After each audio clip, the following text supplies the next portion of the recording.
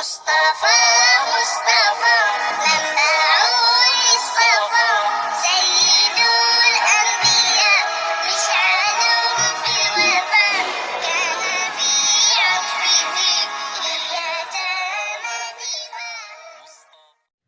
kusoo dhawaada barnaamijkeenii ahaa taxanaha taariikhaha dalalka caalamka iyo taariikh kooban oo ku saabsan waddanka Burundi. Burundi waa waddan ku yaala bartamaha qaaradda Afrika oo dawlad dhexda ku jirta wax badna aan lahayn. waxay ka mid tahay wadamada ku yaala gobolka harooyinka waaweyn. waqooyi waxaa ka xiga Rwanda, koonfur iyo barina waxaa ka xiga Tanzania, halka galbeed ay ka xigto Congo.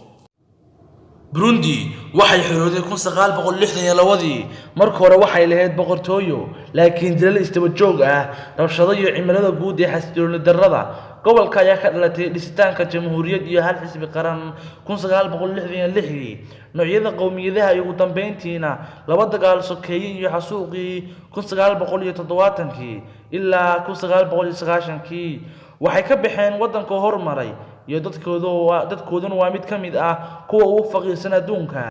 2015 ayaa goob joog u ahaa tartan siyaasadeed oo weyn sidii madaxweyne Pierre Nkurunziza oo door biday inuu ku ordo muddo saddexaad ah isku day afgambi. doorashadii baarlamaanka iyo doorashadii madaxtooyo ayaa si weyn loogu dhaleeceeyay xubnaha beesha caalamka. nidaamka siyaasadeed ee Burundi waa mid ka madax bannaan jamhuuriyadda dimuqraadiga ah ee fadhigeedu yahay dowlad goboleedyada.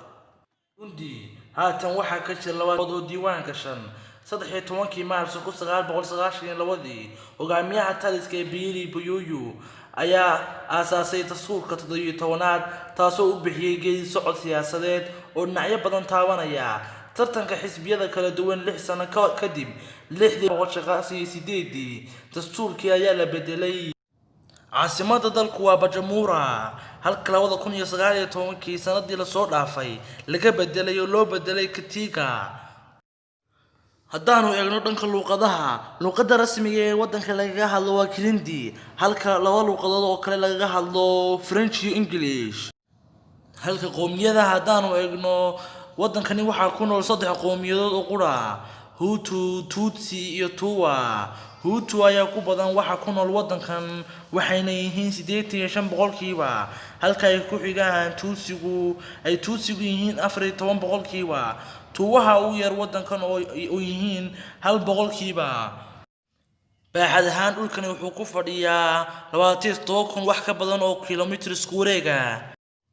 GDP-gu waddanku waa 7 bilyan, waxaana lagu tiriyaa wadamada ugu faqiirsan adduunka, kaalmaha horena kaga jira faqiirnimada.